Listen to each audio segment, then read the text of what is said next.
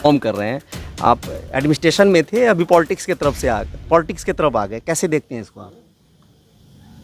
नहीं, पॉलिटिक्स का मतलब राजनीति, मेरे हिसाब से मैं राजनीति के लिए नहीं आया हूँ यहाँ पे। मैं लोक कल्याण नीति के लिए आया हूँ यहाँ पे। लोगों के कल्याण के हेतु एक जो नीति मुझे लगती है कि होनी चाहिए, उसी के लिए मैं युवाओं के खोज में निकला हूँ। तो जो ट्रेडिशनल पॉलिटिक्स है उससे हट के कुछ सोच के मैं इस फील्ड में आया हूँ। अब युवाओं को खोज जारी है, कौन युवा यहाँ पे बदलाव ला सकता है। तो उसी के क्रम में मैं आज अररिया से शुरुआत किया है। तो जोकीहाट में आज दिन भर घूम रहा था, वहाँ पे हर चौक चौराहे पे गया। करीबन आधा दर्जन से ज़्यादा गांव में मैंने पर्सनल विज़िट किया, वहाँ से लोगों से बात की, युवाओं से बात की। अभी यहाँ के अररिया के टाउन के जो व्यवसायी लोग हैं, आम लोग हैं, उनसे बात की। अब सब देखने के बाद एक तो बात क्लियर हो गई कि लोगों में होप्स है, वो बदलाव की होप्स है। अब वो राइट चेहरा खोज रहे, एक अच्छा चेहरा खोज रहे जो उनको जस्टिस दे सके। तो देखते हैं अभी आने वाले समय में। सीमांचल की धरती पे खड़े हैं और यहाँ वक्फ की बात ना हो तो ये मुमकिन नहीं है, क्योंकि आप लीगल एक्सपर्ट भी हैं। तो आपको क्या लगता है कहाँ स्टैंड करेगा ये सुप्रीम कोर्ट? मुझे जब मैंने पार्टी फॉर्म की थी पटना में, तभी भी ये सवाल मुझे पूछा गया था। तो मेरा इसमें एकदम क्लियर कट स्टैंड है कि कोई भी अगर कानून होता है, किसी कम्युनिटी के लिए वो कानून होता है, तो कम्युनिटी को विश्वास में लेना चाहिए। बस मैं ये कहूँगा कि विश्वास में लेके कानून होना चाहिए। आप एजिटेशन के साथ हैं? नहीं, एक्चुअली कानून कम्युनिटी को विश्वास में लेके होना चाहिए, बस इसके साथ मैं हूँ। ऑफिसर रहते लोग फाइल लेकर दौड़ते थे, अब नेता बनते ही लोग आपको घेर लेते, ज़्यादा मजा कितना था सर? नहीं, मेरे पास तो भाई फाइल लेके दौड़ते नहीं था। आप अररिया में किसी पूछ लीजिए जिन्होंने मुझे देखा है, मेरे एसपी ऑफिस को गेट नहीं था, पर्दा लगता था। बाद में सवेरे जैसे ऑफिस जाता पर्दा खुलता था, सारे लोग आते थे, मुझे दिखते थे। मैं उनको, जिनको भी लगता था कि इशारा करता था, जो देखने आता था, सबसे पहले वही मिलता था। फाइल का काम बाद में होता था। मेरे लिए आम इंसान वहाँ पे इम्पोर्टेंट था। जो भी आता था दरवाजे जो दिखा, सबसे पहले उसकी सुनवाई होती थी। फाइल वर्क तो बाद में होता था, और वहाँ न्याय देने की मैं प्रयास करता था। सर, मैं एक डीजीपी साहब से इंटरव्यू कर रहा था एक बार, तो मैंने ये पूछा जो कम्युनिकेशन गैप है आम लोगों और पुलिस एडमिनिस्ट्रेशन के बीच, एक थ्रेट लगता है आम आदमी को, अगर एफआईआर भी करने जाए तो बड़ा डर सा माहौल होता है। और आपका वास्ट एक्सपीरियंस है इस पर, तो आपको क्या लगता है अभी पुलिस महकमे को इस काम करने की ज़रूरत है? नहीं, सबसे पहले तो पुलिस को ये समझना चाहिए कि अगर एग्जाम्पल के तौर पे यहाँ कोई अगर एक्सीडेंट हो गया, तो एक्सीडेंट होने के बाद लोग उस एक्सीडेंट जिसका हुआ है उसको हाथ नहीं लगाते। उनको लगता है कि भाई पुलिस केस करेगा, ये करेगा। और है ना, इसका मतलब है कि पहली बात ये कि पुलिस का एक डर है। दूसरी बात ये है कि एक्सीडेंट को एक आधा अच्छा आदमी उठा के हॉस्पिटल तक पहुँचाता भी है, तो फिर वहाँ पे जो है, वहाँ पे जैसे ही पहुँचता है, वहाँ पे डॉक्टर भी वहाँ पे पेपर खोजता है कि पुलिस इसमें। सबसे पहले कॉल पुलिस को आता है कि भाई ये यहाँ पे एक्सीडेंटल एक यहाँ पे जो व्यक्ति को लाया गया इंजर्ड है। तो यानी डॉक्टर के वहाँ से भी फ़ोन पुलिस को आता है, ताकि पुलिस के संज्ञान में रहे कि ऐसा कोई घटना हुई है।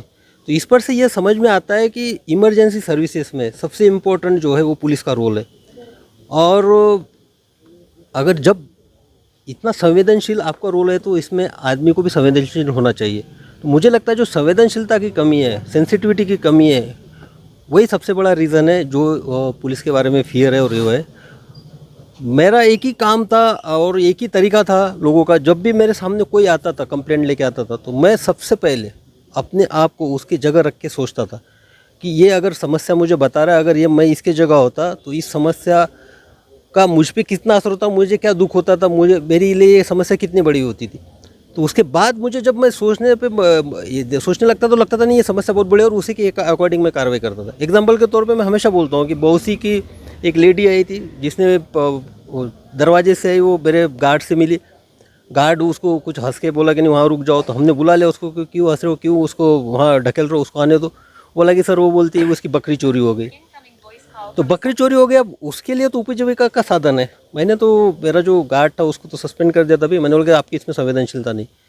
उस महिला को बुलाया, उसको पूछा कि उसका पति दिल्ली में काम करता था, मजदूरी काम करता था, घर में बच्चे थे, उसके लिए तो बकरी बहुत बड़ी चीज़ थी। तो मैंने बौसी थाना प्रभारी को फ़ोन किया कि मैंने बोला शाम तक मुझे बकरी मिलनी चाहिए इस लेडीज़ की कहीं भी हालत। उस लेडीज़ को वो बकरी मिली। तो मेरा कहने का मतलब है कि ये इस टाइप की संवेदनशीलता चाहिए। जो भी आप व्यक्ति आ रहा है उसकी आप समस्या को अपने रख के सोचना चाहिए। लास्ट सवाल सर, आप एमआईएम के जिला अध्यक्ष राशिद अनवर के घर आए हुए हैं, तो क्या उनका आपके तरफ झुकाव है या क्यों आए? नहीं, ऐसी बात नहीं है। अब मुझे जो युवा दिखता है यानी मैं खुद होके उससे कांटेक्ट करता हूँ। इनमें राशिद जी का कोई ये नहीं था कि हमको कांटेक्ट किया गया। क्या हमने सोचा कि भाई जो युवा है, जो परिवर्तन चाहते हैं, जिसमें जोश हमको दिखता है, वो चाहे एएमएम का हो, जेडीयू का हो, आरजेडी का हो, कांग्रेस का हो, बाकी अन्य पक्षों का हो, हम खुद उससे कांटेक्ट करते हैं। राजनीतिक मुलाकात है या औपचारिक मुलाकात? नहीं, औपचारिक एनर्जी है, जोश है। पहले हमने देखा यहाँ पे कि भाई युवा कौन है कि जो लास्ट 3 इयर्स का हमने वो जो 5 इयर्स पहले इलेक्शन हुआ था, तो हमको लगा अरे ये युवा और ये तो मिलना चाहिए। क्योंकि ये है ना, हर कोई व्यक्ति आपको कुछ ना कुछ सिखा के जाता है। और वो तो राजनीति में, हम तो अभी आए, उनसे जूनियर हो गए राजनीति में, अभी हमने पार्टी बनाई और अभी हम इस दौर में, उन्होंने तो 5 साल उन्होंने किया है यहाँ पे। तो हमने उनसे पूछा है कि भाई आपको क्या कमियाँ लगी, क्या दिक्कतें लगी, युवाओं में सोच में क्या है। तो बस उनका जो पॉलिटिकल नॉलेज है वही हम सुनने आए थे। और आप उन्हीं का क्यों बोल रहे हैं? आज तो बहुत सारे जो जेडीयू वाले थे वो भी मिलने आए थे वहाँ पे, उनके बारे में तो आप पूछ नहीं रहे हैं। चले, थैंक यू। नहीं, हिंद सेना की जो एक युवा ऊर्जा को एक चैनलाइज करने के लिए जो एक पार्टी का गठन किया है, युवा शक्ति को चिन्हित करने के लिए मैं हर गली में, हर गांव में, हर मोहल्ले में घूम रहा हूं। आज मैंने जोकीहाट के हर क्षेत्र में, हर चौराहे पे मैं गया, मॉर्निंग 10 बजे से घूम रहा हूं और युवाओं से बात की है, युवाओं के बारे में जाना है, उनकी क्या समस्या है, उनका क्या कहना है वो सुना है। और मैंने उनको प्रोत्साहित किया है कि आप हिंद सेना को एज अ जवान के तौर पे ज्वाइन कीजिए और बिहार के आने वाले 20 साल में दशा और दिशा बदलाव में सहभाग कीजिए। आपके कोई सवाल है? और अभी इलेक्शन आने वाला है, तो अभी इसके लिए कुछ आपके पास प्रॉपर प्लान है कि बस अभी संगठन को मजबूत कर रहे हैं? इलेक्शन में मैंने पहले ही बताया कि चुनाव दमखम के साथ लड़ेंगे, युवा लड़ेंगे। और ये एक बात ये मैं पुख्ता तौर पे कह सकता हूँ, अगर जनता ने सोच लिया तो जनता की जो सुनामी और जनता का जो भूकंप होता है वो लोगों को भी महसूस नहीं होता है, वो सबको उखाड़ के फेंक देता है। तो आने वाले समय में मुझे तो विश्वास है कि युवा जगेंगे और एक ऐसा सुनामी लाएंगे कि आप सब लोग देखेंगे। प्रशासनिक सेवा में आप इतना अच्छा कर रहे थे और राजनीति में आने का क्या उद्देश्य? प्रशासनिक सेवा में मेरा व्यक्तिगत तौर पे तो मैं और आगे बढ़ सकता था। व्यक्तिगत तौर पे मेरा आईजी से, अभी आईजी के पद से मैंने त्यागपत्र दिया था, तो एडीजी बन सकता था आगे, और भी मेरे सामने और एजेंसीज में काम करने का मौका था। लेकिन मैंने पहले ही बताया कि मेरा जो नाम है शिवदीप, ये मेरे माँ पिताजी ने दिया है मुझे। और लेकिन उसका जो वजूद जो दुनिया के सामने रखा है वो बिहार के धरती ने रखा है, बिहार की भूमि ने रखा है। तो एक मुझे जब एहसास हुआ और मैं 2 महीने घूमने के बाद तो मैं पुख्ता तौर पे बोल सकता हूँ कि मैंने मेरा निर्णय सही लिया। मुझे एहसास हुआ कि इस धरती का मेरे ऊपर कर्ज है, मैं एहसान फरामोश नहीं हो सकता हूँ। मुझे इस धरती को, युवाओं को कुछ देना है, एक नई ऊर्जा देना है, एक नई पीढ़ी को यहाँ पे लाना है ताकि बदलाव हो सके। बस उसी लिए लड़ेंगे सब। मैंने तो उसी दिन, जिस दिन पार्टी फॉर्मेशन हुआ, कि 243 सीट पे हम लड़ेंगे। लेकिन उसमें जो फोकस एरिया है, जहाँ पे मुझे उजाड़ दिखती है मेरे प्रति, वो हमारा ज़्यादा से ज़्यादा फोकस एरिया रहेगा।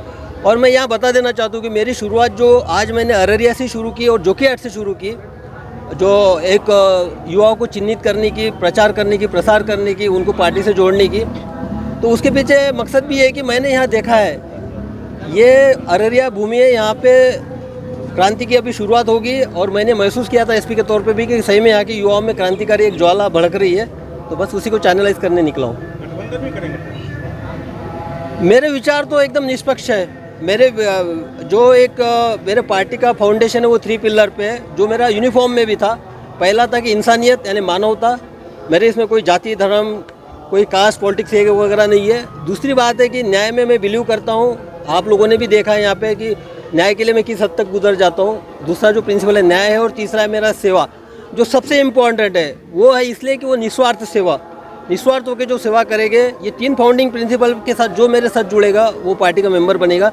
जहाँ तक बाकी पार्टियों की विचारधारा का सवाल है, मुझे लगता है कि मेरी विचारधारा कुछ अलग है बाकी विचारधाराओं से। आरोप प्रत्यारोप की राजनीति से कुछ अलग हटकर होगा। आरोप प्रत्यारोप की राजनीति से आरोप प्रत्यारोप तब मुझ पे भी होना चालू हो जाएंगे, तो मैं तो रेडी हूँ। मुझे तो सिर्फ अर्जुन की तरह मछली की एक आग दिखती है, बस उसी की तरफ मुझे युवाओं को लेके जाना है, उनको परिवर्तन की एक आग जगानी है। Thank you.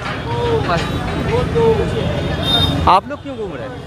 जी, हम लोगों ने इनसे बात किया और इन्होंने इजाज़त दिया। और चूँकि इनका पैदल यात्रा था, हम लोगों ने कहा ठीक है पैदल यात्रा है तो बहुत सारे लोग तो आते जाते रहते हैं, लेकिन हमारा भी तो मुद्दा है। मुद्दा ये है कि वक्फ अमेंडमेंट बिल जो पास हो गया जल्दी लोग बोल नहीं रहे।